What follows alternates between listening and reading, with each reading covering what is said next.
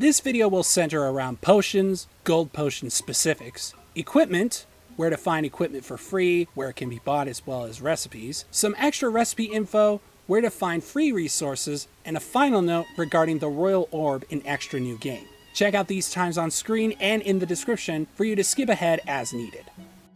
Something to keep in mind with regards to all the potions, materials, and equipment is that almost every one of these things receives a boost when playing Xtra New Game. All gear with grades like Luck Stone 0, 1, and 2 jumps up to 3, 4, and 5 respectively. Those like the Saturn, Mars, and Jupiter bangles have a +1 added to them, with the earliest +1 exceeding the abilities of the 0 versions of the best equipment. Same thing with potions and materials, which get a boost, though I'm not sure it's 100% consistent. The exception to these appear to first be potions and materials dropped by enemies and bosses, as well as those that pop out of Mandragora hiding spots and glints of light. Prices also adjust accordingly to the newfound potency of items, so don't expect them to come cheap. On the plus side, this means that any equipment that you get for free, but you don't want, can be sold for even more.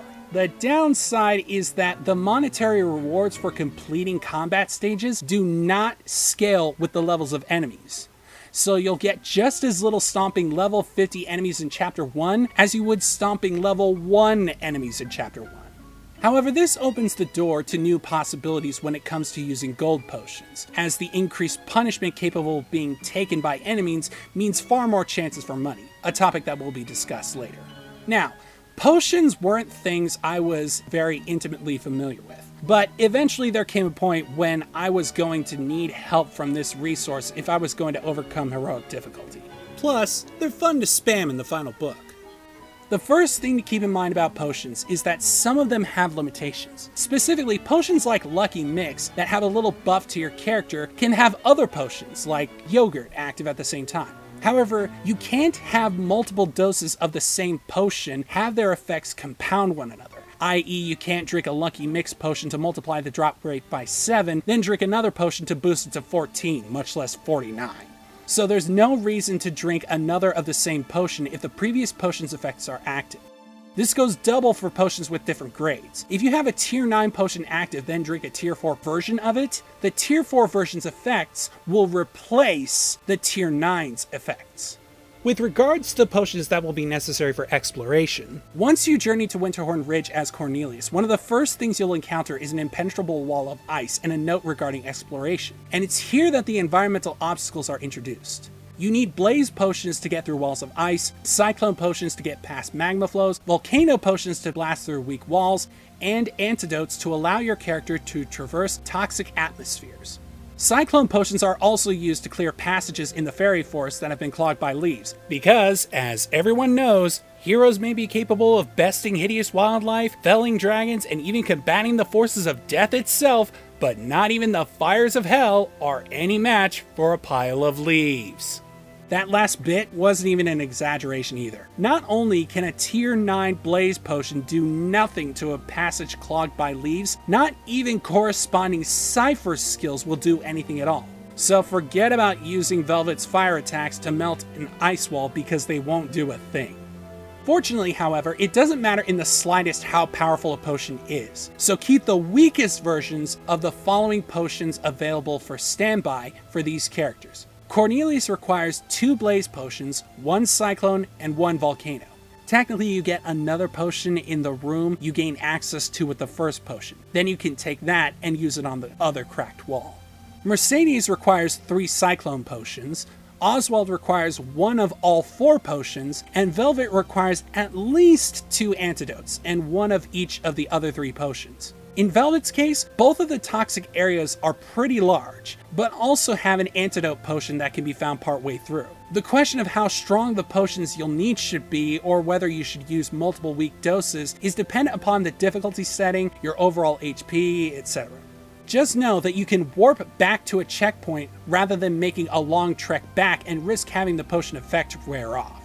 I wasn't going to bother listing various potions until I realized that there's so little information about this game relative to the original, so yeah, here we go.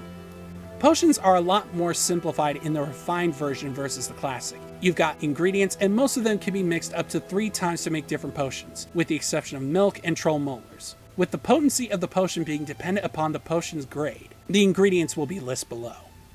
Antidotes cure existing poison status and makes your character incapable of being poisoned for as long as the effect is active. You can also traverse environments with toxic clouds or the caustic green pools in the netherworld without taking damage either. Blaze potions create a pillar of fire that can keep downed enemies aloft and inflict burn status. It's also good for bosses that tend to stay in one place. It can also illuminate its surroundings a bit when used in dark combat stages, and it's also a pretty good way to fight wizard bosses. See the boss tips video for specifics. Cyclone potions can keep enemies aloft if they're downed, and unlike Blaze, actively moves in whichever direction your character is facing. It also has a chilling effect, but it doesn't last too long.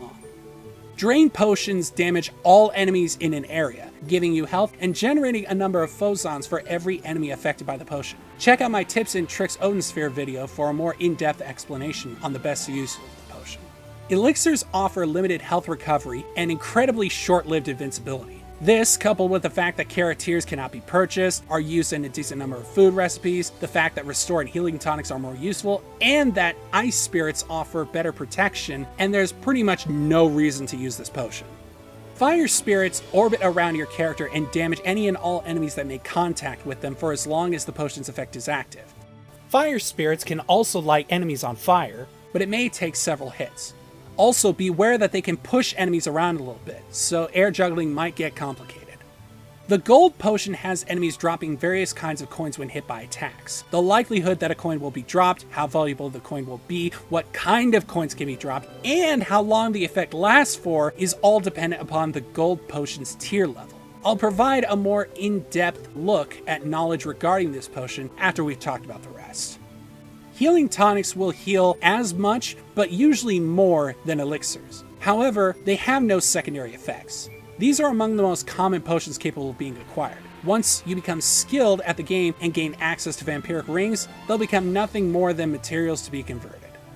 Ice spirits orbit around the player and negate the damage of attacks regardless of which direction they come from or where a given ice spirit may be relative to where the attack made contact. This makes them insanely useful for heroic difficulty. Make no mistake, this potion will save your character's lives time and time again, especially when going through the boss rush stage. What's more, melee attacks executed by enemies will be met not only with no damage inflicted to you, but fixed damage inflicted upon them, with the amount being dependent upon the potion's tier. Juggler potions change items on the ground into other items, with the results being dependent on the rank. However, it is completely and utterly random as to what the results might be. Coins, seeds, equipment, food, materials, potions, there's all kinds of things that can be generated. But unlike the classic version of Odin Sphere, all the items will be converted into different things, rather than having dozens of the exact same item. Juggler is far too inconsistent and doesn't yield effective results even at the best of times to be worth trying to create. Killer Cloud conjures a cloud that damages and poisons enemies that come into contact with it, and it covers a fairly wide area. Plus, since it doesn't have a counter element like fire or ice, you don't have to worry about the poison status going away prematurely due to a conflict of elemental attacks. This makes Killer Cloud and Toxin fantastic for most boss fights. Lucky Mix increases the chance that enemies will drop items after being defeated in combat, and boosts your luck stat as well. However, this potion doesn't last long at all. You're better off using multiple luck stones to achieve the same, albeit less potent, effect at all times. Metamorphosis transforms all enemies within range of an area on the ground into frogs, as well as yourself if you're not careful, or can restore your form after having been transformed. Although player characters can be transformed into frogs with ease, sadly it isn't something that applies to the region boss versions of player characters. What's more, not even mid-bosses can be transformed into frogs, much less other region bosses. Also, be warned that enemies will eventually revert back to their original form after a certain amount of time has passed. Naturalize converts all organic material into phosons, even though the quick description when mixing only mentions food. The number of phosons yielded is based on the quality of the items and the grade of the potion. Check out my tips and tricks video on Odin Sphere for more detailed information. As a note, you're better off sticking with food items since most of the other things that can yield phosons won't be worth your time. The Overload Potion increases the damage you deal to enemies, and this applies to everything. Cypher skills, both POW and Cypher point skills, and even offensive potions get boosts from this potion's effect. Painkiller reduces incoming damage and prevents knockback for as long as the effect is active.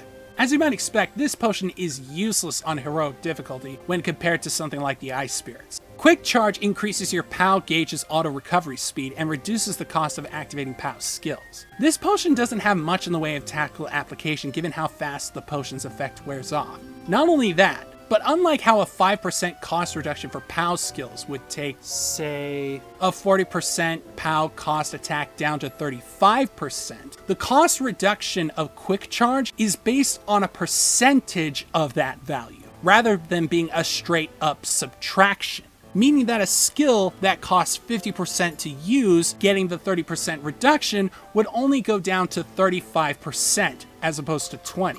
Altogether, this potion is pretty much useless.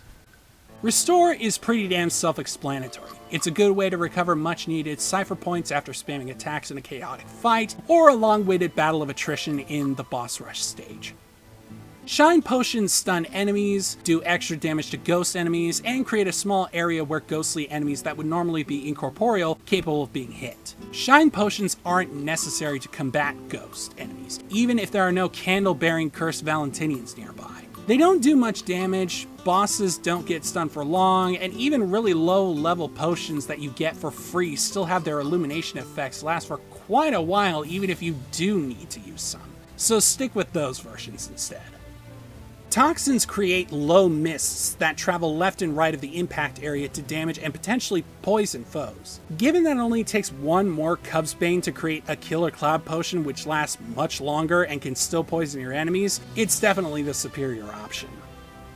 Unseeable potions make your character completely incapable of being affected by attacks, but also prevents you from harming enemies either unless you use offensive potions. To dispel the effect early, simply guard or use a Cypher skill. You also don't take poison or fire damage while the effect is active either, for what it's worth.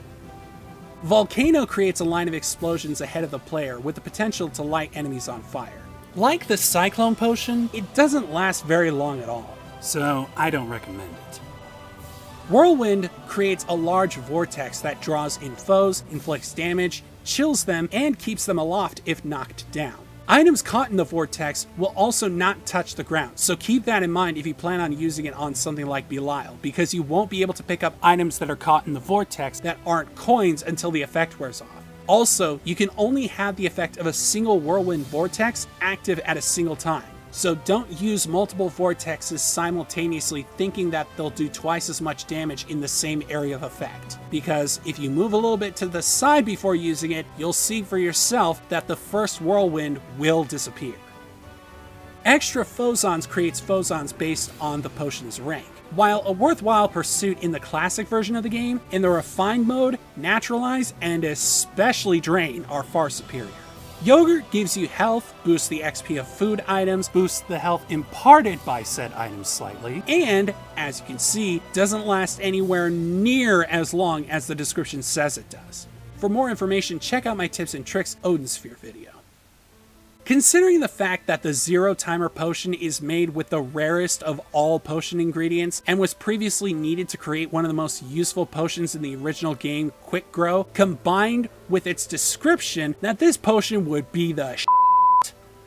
Well, it's not terrible, but it's not as great as the description makes it out to be. See, it does keep your Cypher skills from consuming Cypher points, but there are major caveats.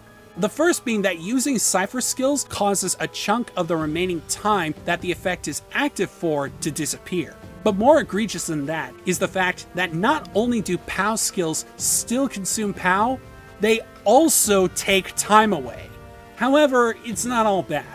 For one thing, it doesn't matter how many points a skill costs to use. The amount of time taken away is always the same. So you can use the massive 50 Cypher point skills with impunity, which is reinforced by the fact that time stops when using them. So no matter how long the animations may play out for, you won't have to worry about the timer running out after using a single skill.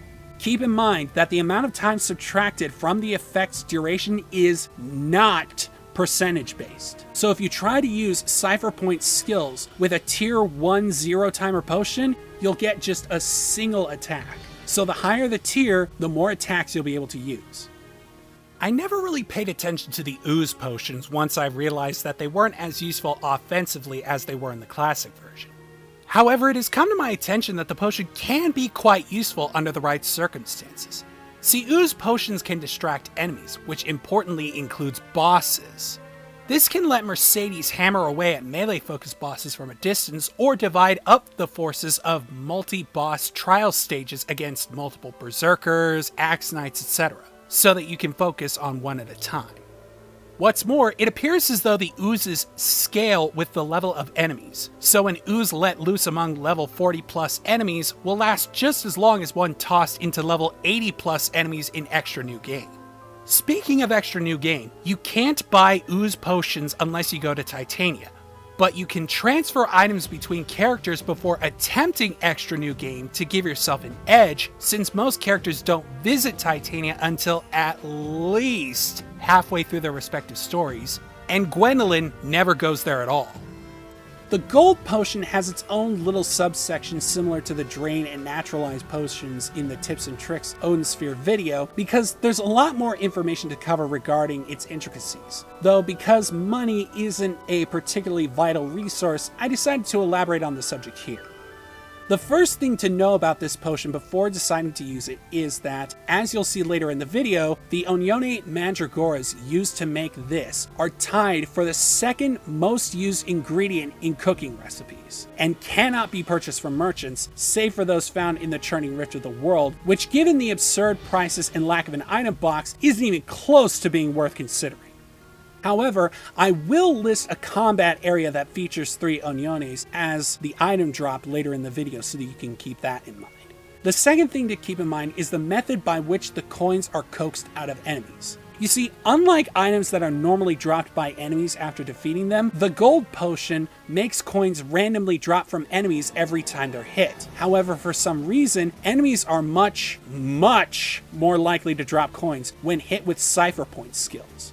Regular attacks, POW attacks, potions, none of them were even remotely close to the coin totals for Cypher Point skills. Each character will have distinct strategies, but that's not the only thing to keep in mind. The other factors are time and difficulty. The gold potion lasts a measly 60 seconds, so you'll need to squeeze as many opportunities for cash out of that tiny time span. That means making sure that you fight as many enemies as possible, as fast as possible, and that means knowing what you're going to be fighting and how quickly they'll arrive.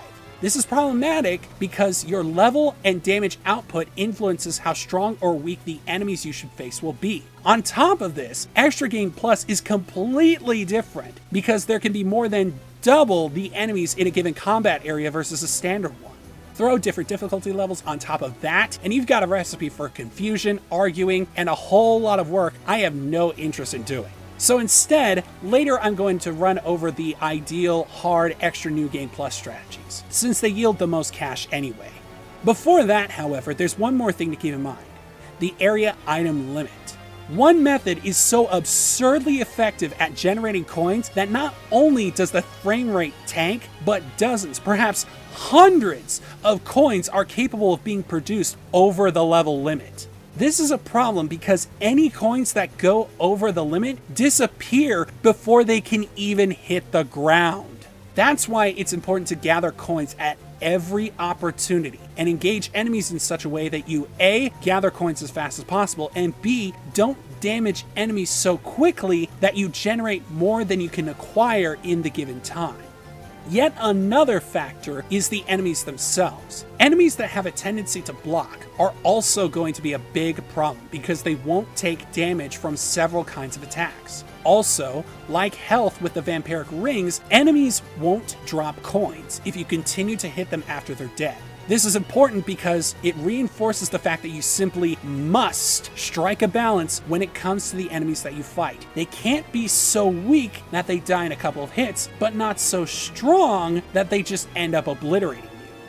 You may also be tempted to use items and lucky mixes in conjunction with a gold potion to increase the likelihood of coins being dropped when engaging enemies and/or increase the likelihood of more valuable coins being dropped.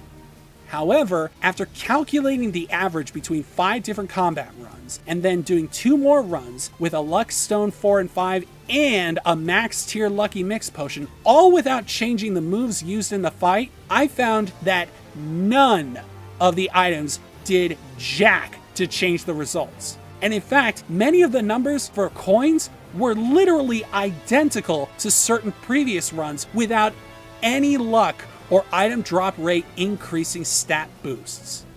Just to be as accurate as possible, I even tested these stat modifications with a lower tier gold potion, owing to the notion that maybe a tier 9 potion is the ceiling for the stats, but luck stones and lucky mixes might be able to elevate a lower tier potion to similar heights. But even when accounting for the time restrictions compared to the highest tier version, there was still far fewer and less valuable coins yielded when compared to the higher tiered counterpart. So I can definitively say that you need to focus on the highest tier versions of gold potions and stick to equipment that's best for you rather than being governed by item drop rate or luck boosting items.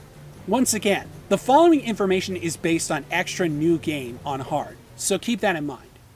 For Gwendolyn, I find the best place to use gold potions is in the Forest of Fairies, starting at the only combat zone that she can warp to, and then going to the combat zone next to it immediately afterwards. Make sure that you ignore the chest and move to the next stage as soon as possible so that the effects of the potion are used to the fullest extent. After all, the items will still be there when you get back.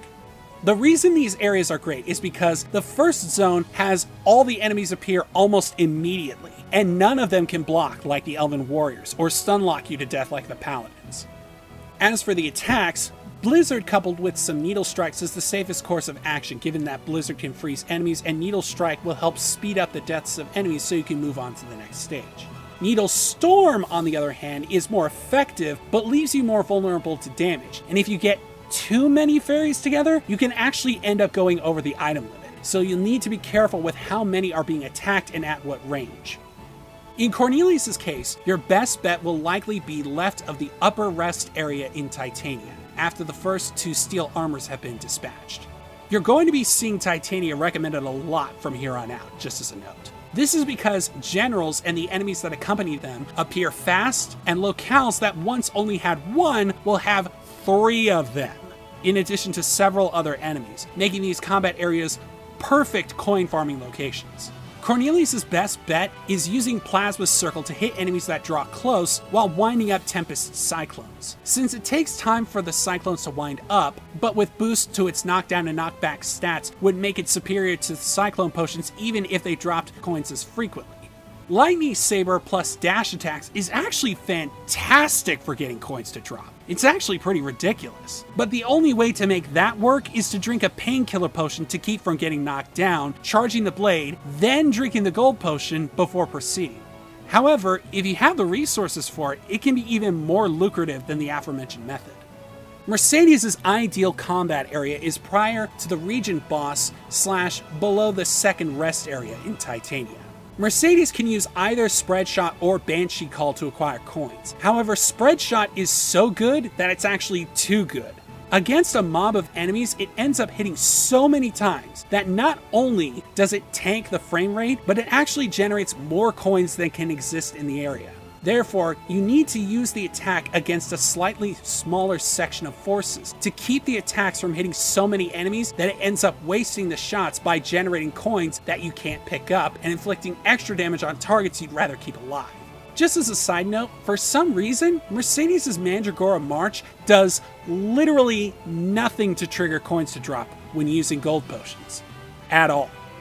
When it comes to Oswald, you can either head left of the first rest area in Titania, or the first combat zone to the left of the first rest area in the Vulcanon Volcano.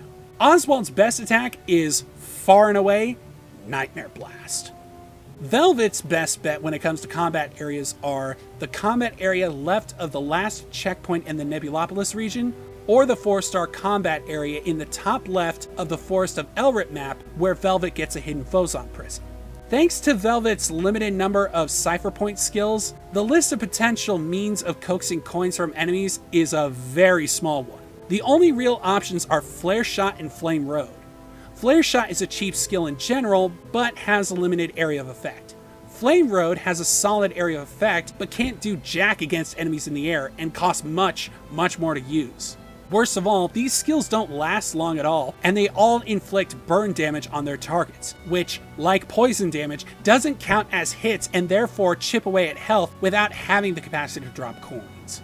As I mentioned in the tips and tricks video for Odin Sphere, Vampiric Rings are definitely at the top of the list of equipment to covet. As a side note, continuing to hit enemies after they've already been beaten won't let you regenerate health, since the rings only work if the target you're hitting has health. So don't expect to be able to continue juggling enemies to shore up your defenses for the next fights.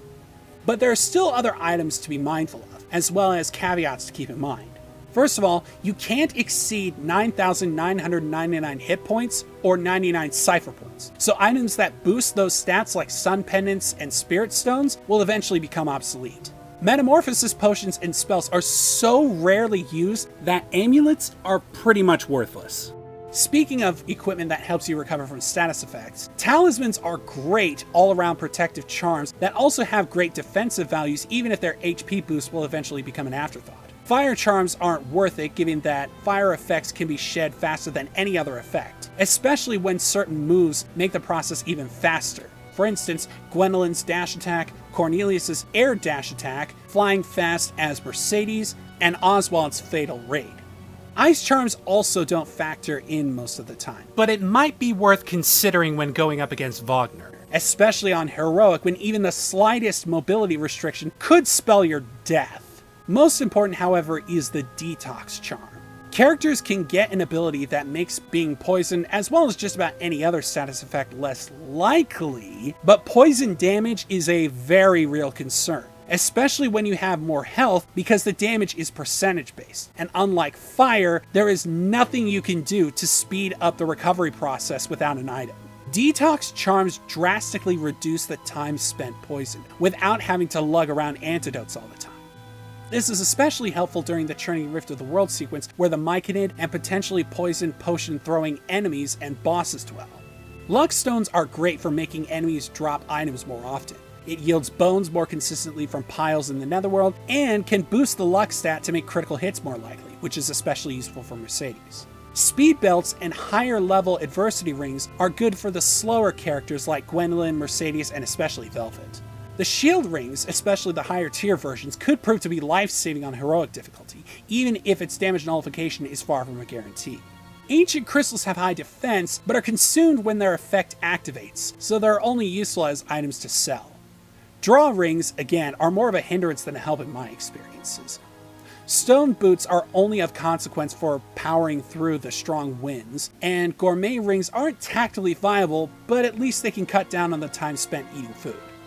Jupiter Bangles increase damage output, but you might feel more comfortable utilizing more Vampiric Rings, given that the higher tier versions of them also boost damage but help you recover health. One last thing to note about equipment is that you can have multiple pieces of the same item and have their effects stack. Item vendors are all over the place in Odin Sphere. There's always at least one in every character's base and two in every region, with one located in each of the rest areas, which includes the Churning Rift of the World, aka the boss rush stage. Item vendors also vary slightly from character to character, with some selling certain items cheaper or more expensive, and having different wares. Here's the basics. Equipment appears to be totally static in terms of price. Seeds, potions, and materials appear to be the only things that have any fluctuation in terms of their potential costs. Price increases appear to be limited to tonics like warmer and cooler, with merchants telling you up front if you're going to be paying more most of the time. But since said tonics are pretty pointless by default, it doesn't really matter. The only other instance of price hikes comes in the form of the merchants found in the rest areas of the Churning Rift of the World. Materials, potions, and mandragores all sell for ridiculous prices. Though as a side note, the second merchant encountered near the end happens to be the only one in the entire game that sells troll molars, albeit for 2,400 gold even with the charm ability. Most discounts are inconsequential, but cheap mulberry seeds can be used to create chicken eggs/chickens. And this is important because eggs are the most used ingredients in the entire game. So being able to make a ton of them cheaply is crucial for getting the most out of the resources at your disposal. With the charm ability, Discount seeds at 3 gold apiece cost 9 gold to grow a chick into a chicken and another 9 for each egg that chicken lays. When chicken eggs will cost 16 gold with the same ability, the more eggs that are generated, the more money you'll end up saving. So with that out of the way, let's look into the wares on offer. Keep in mind that potions and equipment will increase in tier and price when playing Xtra New Game, but seeds and tonics like Warmer and Cooler will stay the same. So just add +3 to equipment with numbers and +1 to equipment that doesn't, to know what you'll be getting later. Also note that all of the prices are based on having the charm ability. Some of these items also can only be purchased after acquiring the free versions, so don't expect the ability to circumvent fights by buying what you want instead of fighting for it.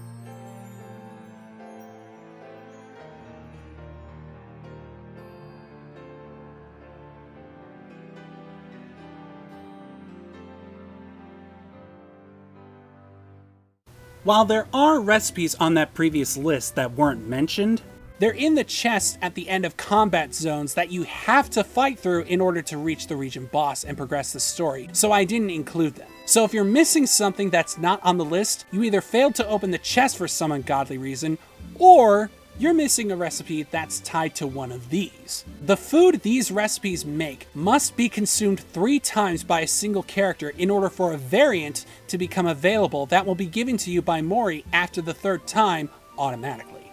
Mori's Bell is an item that will be given to whichever character goes to speak to Mori after having collected every single recipe in the game, then leaving.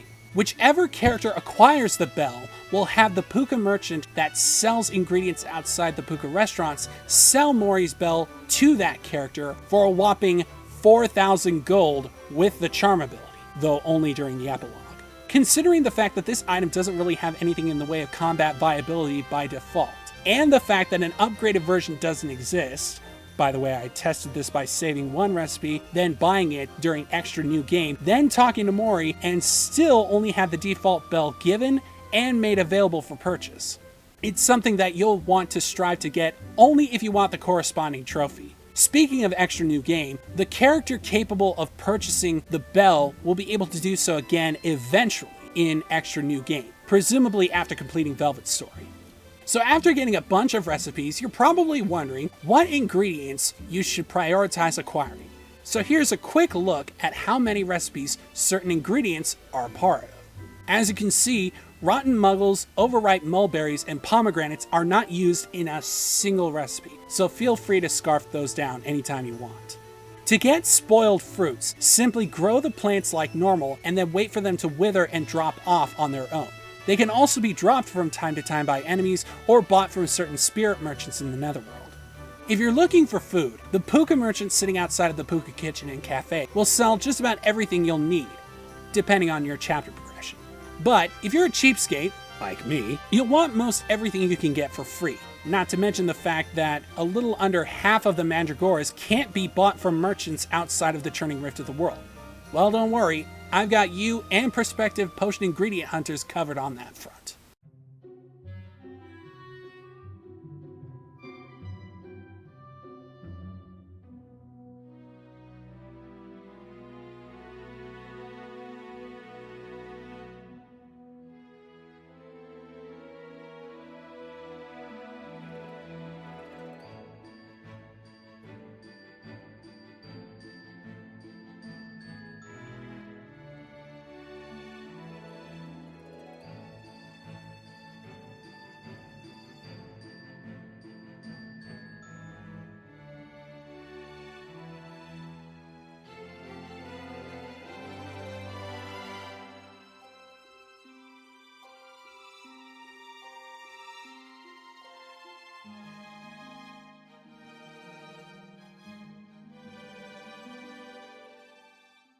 The Churning Rift of the World becomes much more difficult and tedious with all the bosses being level 99 in Xtra New Game. So knowing beforehand if the item in the end is worth your time is definitely something I sympathize with. And I can confirm that it is most definitely not. The Royal Orb is much more of a novelty item by default, what with how it drains something like 3 to 5 phosons per second. But not only does this upgraded version not increase the amount of damage dealt, it doesn't even reduce the phoson drain rate. Instead, you essentially get the same item from before, but with the defense stat of a tier 5 shield rate. That's it. Considering it took me the better part of half an hour to put down some of these bosses, not all of them, just individual bosses on hard, even at max level for HP and cipher power, there is no way in hell or high water it's worth going through all of this if you're looking for a powerful piece of equipment. Especially if you plan on buying them after unlocking the ability to do so from the Puka vendor later, given their obscene price of 15,999 gold with the charm ability. And it's nothing short of a laughable proposition on heroic difficulty. Well, that's it for my Odin Sphere Resources video. Check out my other videos if you want more info about this game, including combat, story, etc.